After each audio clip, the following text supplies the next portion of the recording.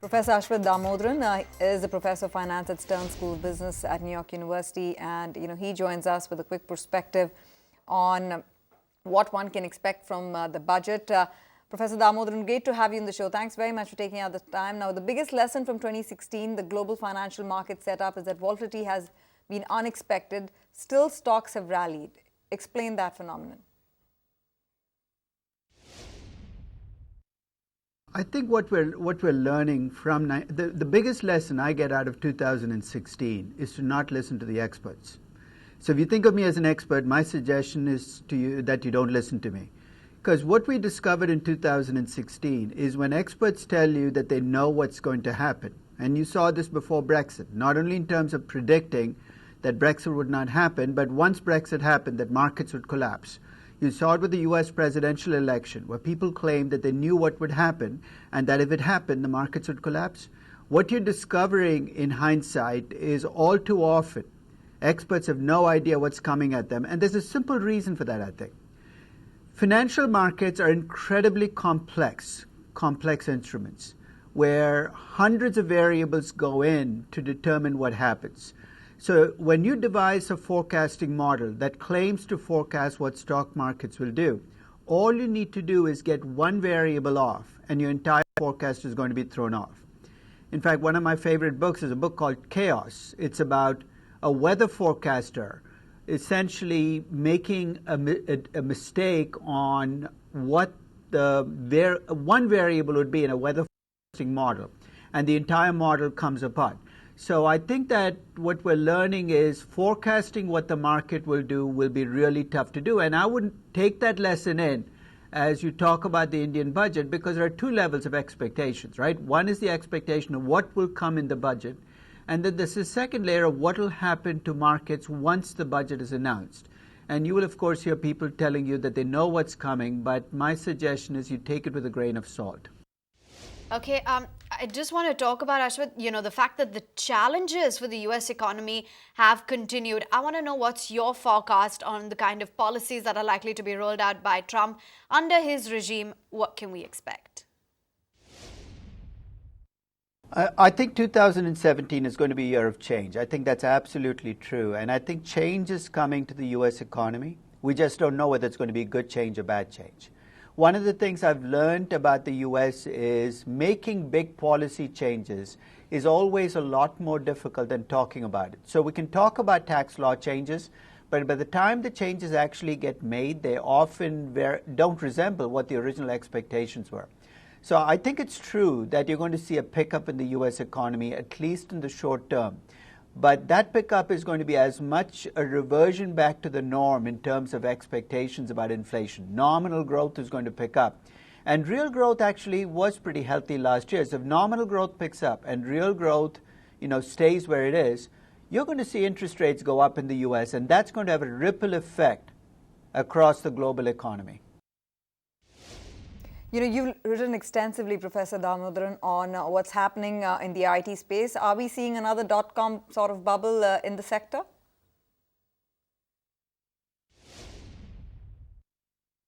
So let me step back. I don't think most people who invest in these companies, whether it's the Flipkarts, the Olas, or these young tech companies, really value these companies. They price them.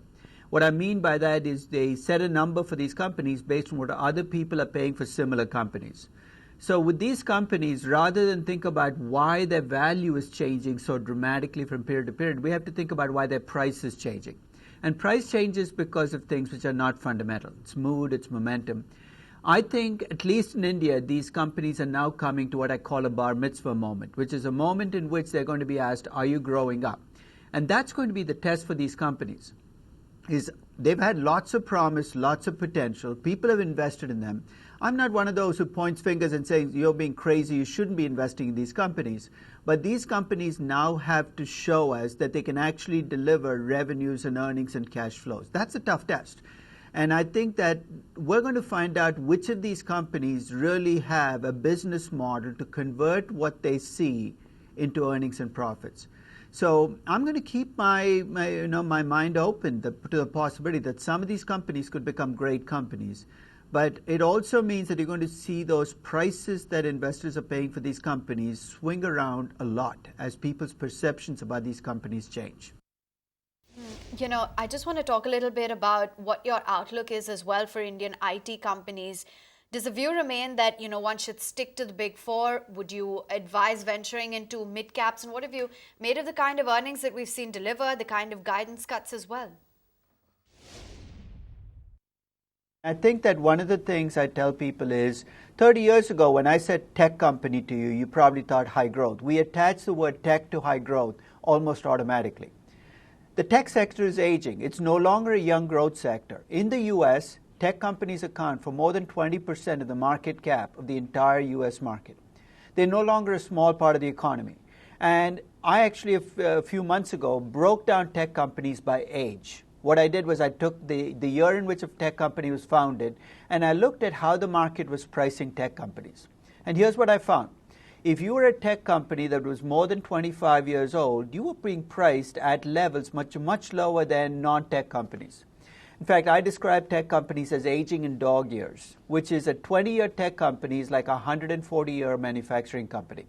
A lot of the older Indian tech companies are aging. What does that mean? Well, if you're an investor in these companies, don't expect double-digit growth. Don't expect the margins used to historically, because as companies age, those things are going to be more difficult to deliver. So I think that we have to start bringing down our expectations for these companies. They're not small companies. They're in competitive marketplaces, and they're going to start behaving like older companies rather than younger companies. Right. Professor Damodaran, what's your view on the Indian markets? We've been talking about this rally since the start of the year, starting actually last week of December, which has taken us, 3.5–4% higher from the lows. Are we bracing ourselves for new highs from here? And more importantly, the correlation between stocks and economic growth in India, because that's likely to pick up as well. I think so, and I think this is happening globally. There was a time 20 years ago where if you told me how your economy was doing, I could predict how your markets would do. Today, we're all connected at the hip. This is, I think, the flip side of globalization. And increasingly, what happens in a market seems to be disconnected from what happens in the economy. I mean, take the US, for instance. Over the last 10 years, the economy hasn't done very well, but markets have done really well. So I think that's the first thing to recognize is there's a disconnect between economies and markets, and that's coming to India as well. The second is how well markets do is a function of where they begin. So if you start from a low point for markets, it's so much easier for markets to do well. If you start from a high point, it becomes much more difficult to climb the mountain. So given where Indian stocks are, it's much more difficult for them to deliver 20 or 25 or 30% returns because they've had a few good years behind them. So I think I think we all need to get used to the fact that predicting economies doesn't make you a good investor. That thinking about markets and how they will do requires a different skill set than thinking about economies and how much they do. So we're waiting for some massive stock market effect from the budget.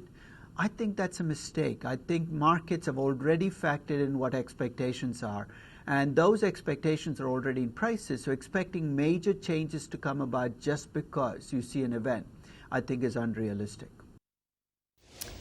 It just request you to stay on with us for a moment. I want to address some earnings as well that are coming in on the screens. PSU banking name Indian Bank has put out its numbers. Asset quality has come in at about 7.69%, and this is versus about 7.28% sequentially. The stock seems pretty pleased, but not by that number, by the profit number, 373 crore rupees.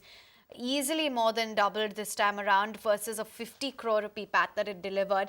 So that's a pretty robust set of numbers from Indian Bank. Of course, it would be important to look at the nitty-gritties like the NIMs, what has been the NII growth, as well as the provisions and recoveries. But the absolute gross NPAs, we have that number with us as well, and it's increased marginally QOQ to 9,675 versus 9,192 crore rupees. But no doubt it's that balloon figure on the PAT front that is clearly keeping investors pretty pleased, and NII has also grown to 1646 crores. But to get right back, and I want to talk more about earnings. In fact, numbers have been trickling in. No doubt it's been a bit of a mixed basket, but I think a lot of investors, really want to know, when do you see the earnings recovery actually kicking into the Indian economy? Now with the demonetization impact, how far are we from some actual recovery on ground? I think that one of the factors that I think will affect how earnings at Indian companies do this year is what happens to the rest of the economy. I think that while we might feel that if the Indian economy does well, again, earnings will go up. I think that this is again a feature of globalization, because I think that what happens at earnings in Indian companies will be as much a function of what happens in the US, China, and the rest of the world as it is a function of what happens in India. So if you're looking for something specific from me, unfortunately, I don't think I can offer you something specific, because I think that too much of what happens in earnings nowadays is coming from outside the country rather than within the country. Right. Professor Damodaran, I have to ask you then, what are the big risks to Indian equities? If all is looking well and staged for a recovery, what can derail the story?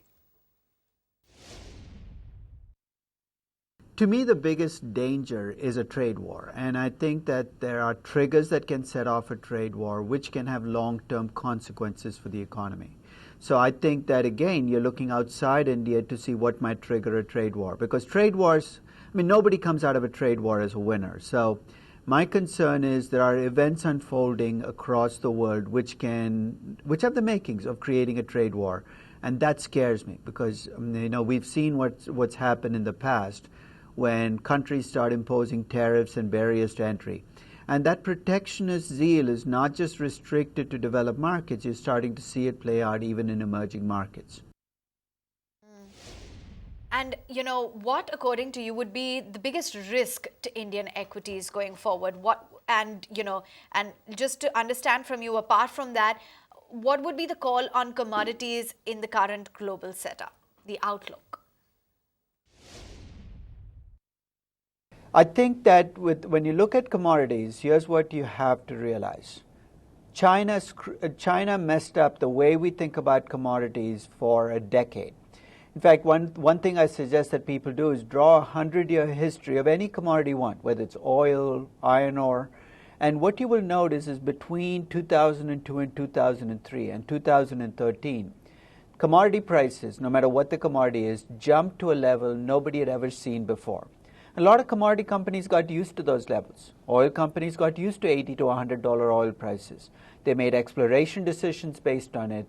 I don't think we're ever reverting back to that 10-year average again. I think that's done. China's big surge in commodity prices is over, which means if you're an investor investing in commodity companies, you have to be realistic. You can't invest on the expectation that oil prices are going to go back to 100 or iron ore prices are going to double. I think you have to accept the fact that this is the way the world is going to be, and that you've got to invest in commodity companies given where commodity prices are today rather than where you expect them to be in the future. Professor Damodaran, thanks very much for taking out the time to speak with us today and help us make sense of the markets, give us your perspective from the upcoming budget, and also, tie in the story as far as macros go. Find us on Facebook at facebook.com/etnow, and don't forget to click the like button. You can also follow us on Twitter at etnowlive. To stay updated with all our programming, hit the subscribe button on our YouTube channel by logging on to youtube.com/user/etnow.